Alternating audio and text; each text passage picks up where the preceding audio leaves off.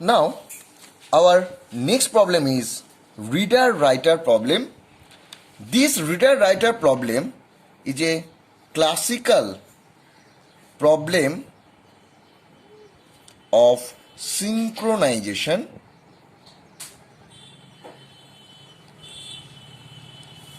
Here is a text of information. In one side there is a reader process and another one there is a writer process. Now you can take it as a class. Now this piece of information, when it is performing by the reader or it is performing by number of reader, then there will be no problem. But when it is accessed by the writer, then there will be no reader, or we shall not allow any writer here. So it can be taken as a critical section. So we have to make a solution, and we will do the solution using semaphore. And when we will do the solution, then we will have to consider these things. Number one, we have to allow many reader at a time, but no writer. If we allow at that time any writer, then there will be an inconsistent result. And number two, allow one writer at that time, no reader or writer can access the code of information. So this is the two things that we have to take into consideration. We will take here two semaphore as a solution. One semaphore will be mutex, mutex, and another one will be WRT. And we will use this WRT semaphore for writer process. Now for writer process, the code will be write WRT, then write operation, then signal write. So this is the code that we use for writer process. Writer WRT first initialize to 1. When write operation is performed, then it will be 1 minus 1, that will be 0. And after write, when it is performing the signal operation, it will be 0 plus 1, that means 1.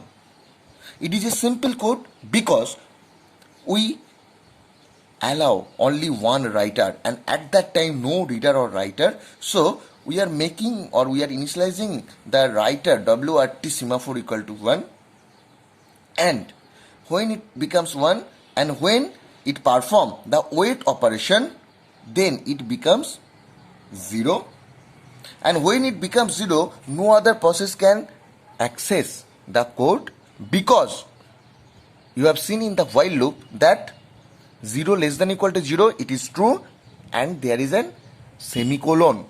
So in that while loop, that was a trap. So no other process can enter in the critical section.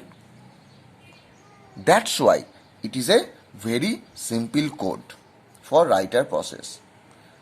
Now next we will see how the reader process work. In the reader section code, we find that there is first wait. Here is a semaphore. The semaphore name is mutex. Then there is another variable that is called your read count. This read count is used to count the number of reader in the critical section. That's why this read count is used. So first we initialize the value of mutex will be 1 and the value of reader or reader counter equal to 0.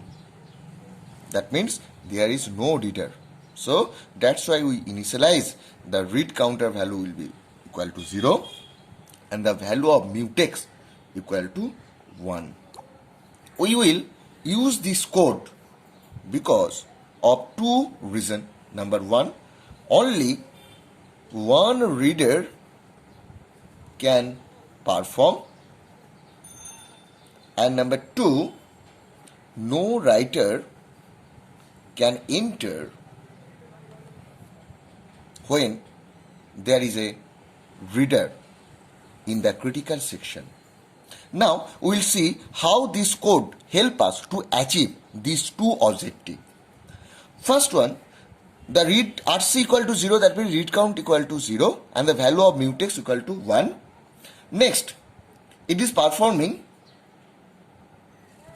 wait mutex. When it is performing the wait mutex, the value 1 will comes to 0. Next, the statement is read count plus plus. That means the value of RC will be 1.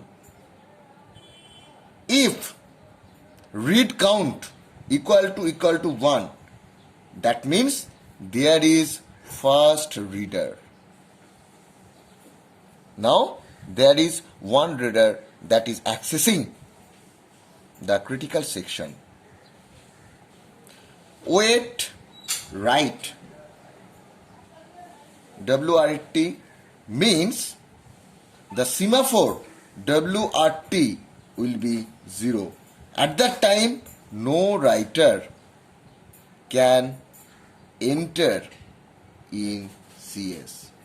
Then after using, it is doing signal mutex. That means the value of the semaphore is incremented. Now the next process will read. That means next process P2 can do this operation. So by this way, this code helps us to achieve these two objectives. Here only one reader can perform, and when the reader is performing, then no writer can enter in the process. We take two processes, process P1 and P2. P1 execute first, then P2 execute first. So this was the entry part. In entry part, we have found that only one reader can perform at a time, and after one reader, there will be another reader that can access the critical section, but there should be no writer. Now this is the entry section. Now we are coming to the exit section. So in the exit section, the code is written here wait and here signal. So under this wait and signal, this code is written.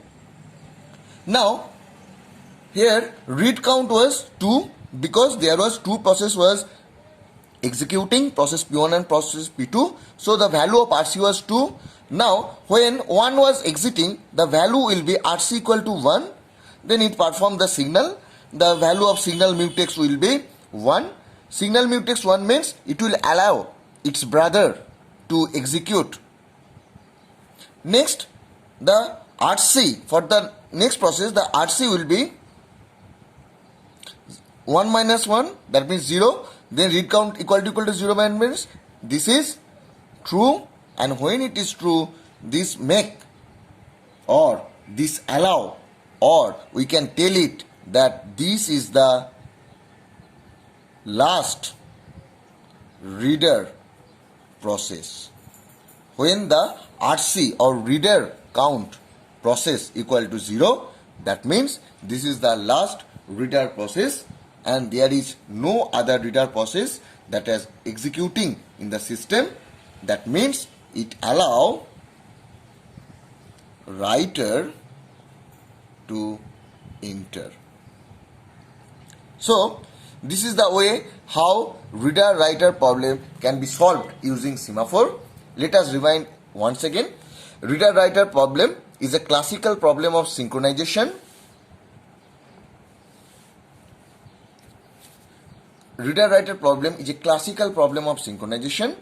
Here there is a text section. In one hand there was reader, another one hand there was writer. They will access a code, but when the reader is accessing, then there should be no writer, and when there is writer, there will be no reader or any other writer. When the code or the section is writing or accessed, then there may be many number of reader, but when this section is accessed by the writer, there should be only one writer. So this is our objective. Now when we will make a solution using semaphore, we will take these 2 points into consideration, allow many reader at a time, allow one reader at that time. For doing that, we have used two semaphore, mutex and WRT. For write, the code was this one, a simple one, and for reader, we have used this code. This was entry and this was exit, and in entry part, there were two process P1 and process P2. Both are the reader process. The initial value of mutex equal to 1, and we initialize the value of RC equal to 0. When it perform wait mutex, that means 0, no other process can enter. Now RC equal to 1, when process P1 enter into the critical section, then it is performed, then it signal that makes the another writer process to enter in the critical section. Now process P2 enter in the critical section.